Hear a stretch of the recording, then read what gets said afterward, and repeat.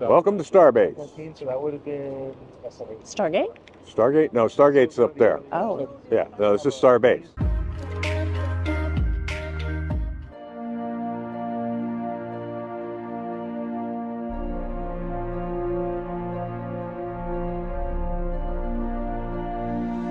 Fred and I woke up at this ungodly hour of 5 a.m. 5:40. so we can head over on a tour to SpaceX. Space what? SpaceX? What is that? I don't know. Let's go check it out. Isn't that where Twitter is? Could be.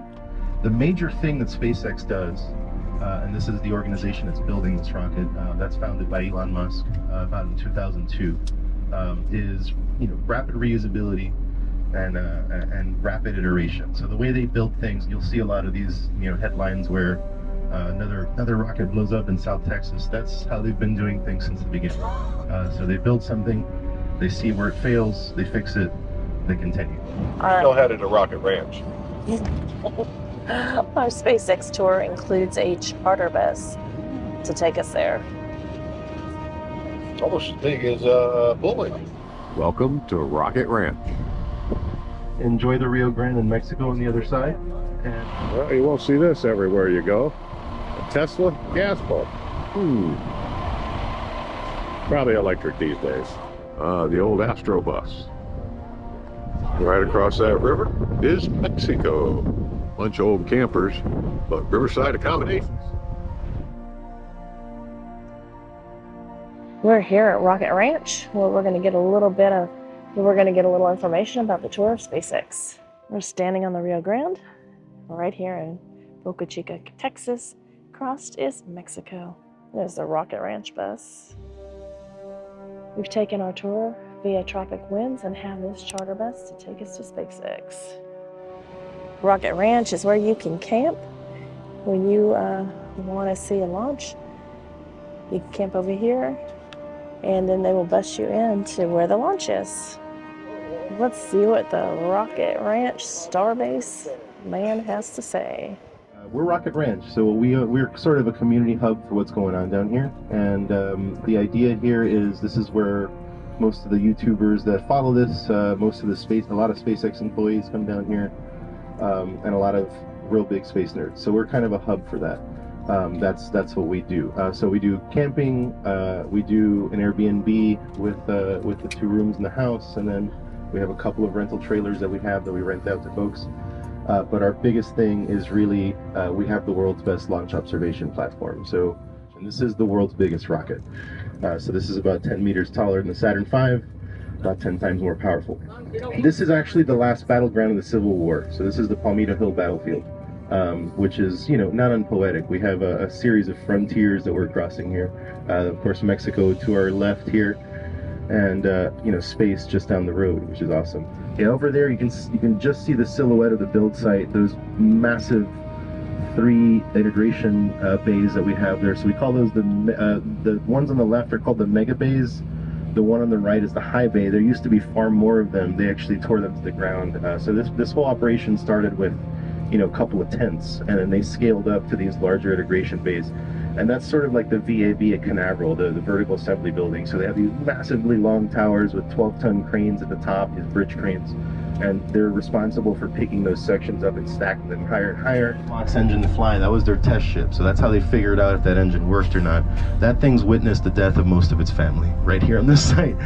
And then the tower itself, so Mechazilla that's standing at 500 feet over there, that bad boy is for orbital launch. So if you can imagine those massive arms that are sticking out at the base, there's about 350 tons. Those things are responsible for lifting the ship, and they fully articulate. So this is the first ground fabrication building. This is fairly new, so this is just becoming operable. This used to actually be the staging area for United Rentals and where they had all their stuff.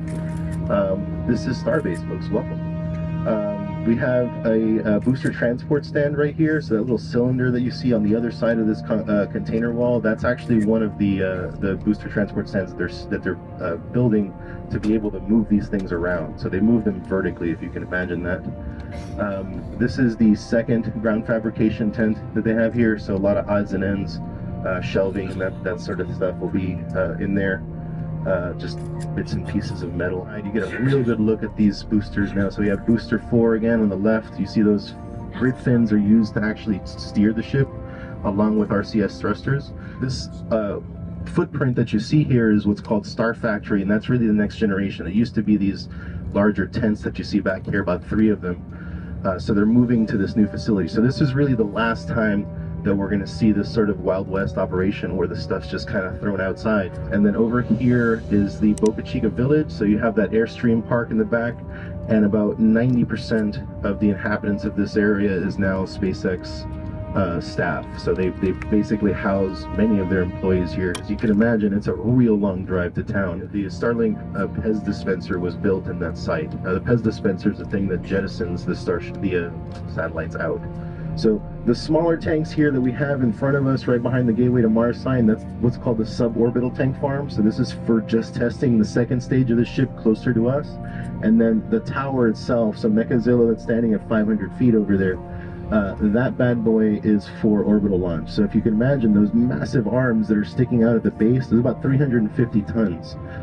Those things are responsible for lifting the ship, and they fully articulate. So not only do they open and close, they go up and down, they can move side to side, and that's actually what's going to catch the damn thing out of the air, if you can imagine that. So imagine a 70-meter, 250-foot ship coming out of the air, breaking the sound barrier 4 times, and then 4 sonic booms on re-entry, and then being caught by those arms. So about 6,000 miles per hour, it's just going to come out of the air, hover over that thing, and then be clasped right in midair.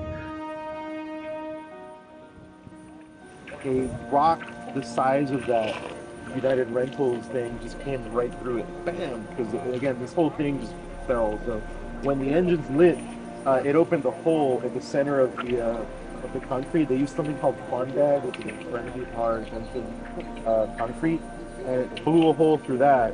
And what happened is, underneath everything pressurized. You had a high pressure event underneath it, and as soon as the rocket lifted, that pressure seal was closed, and the air couldn't escape.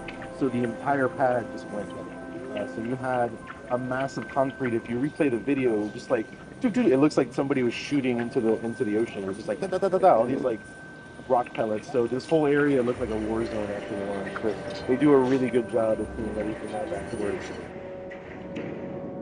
What do you think of SpaceX, guys? It's pretty neat. And we may be here for the next launching. Well, I mean, we saw again chunks of concrete as big as our bus being flown as high as the second quick disconnect, which is the second black arm that's there. So imagine this street just lifting up about as long as the bus, and then just doing this, and then just coming back down. So it's again 17.5 million pounds of thrust. It's a lot of power.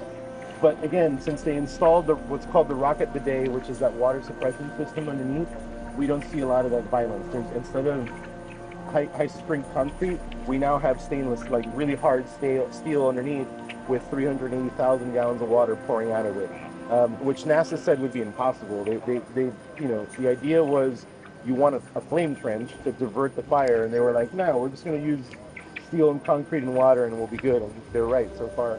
Should get a really good idea of what these rockets look like up close. So we're going to head down there. In the meantime, any other questions about anything we just went through over there?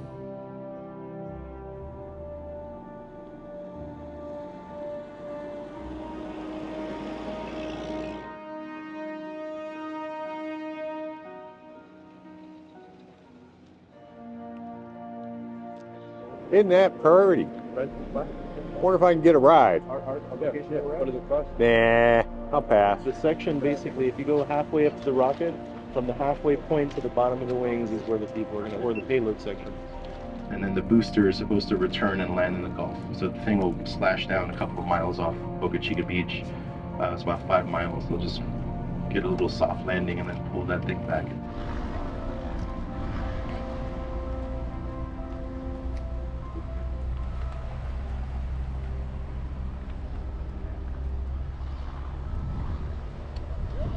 So I'm gonna start with the first ever launch at this location.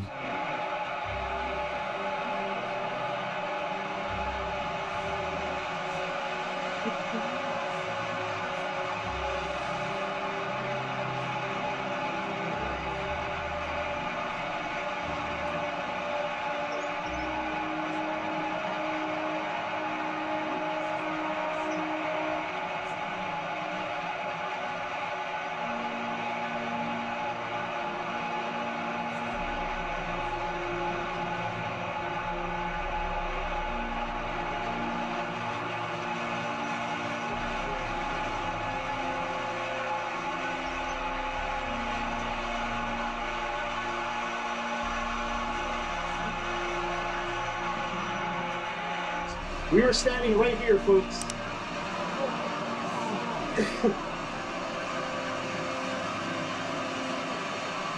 Now you'll notice it did come down pretty hard. You'd notice just a little bit of a bounce. We were all high-fiving. There's the orbital launch mount. So the mount, that 500-foot tower is here now. So you can imagine how far they've come in just a few years.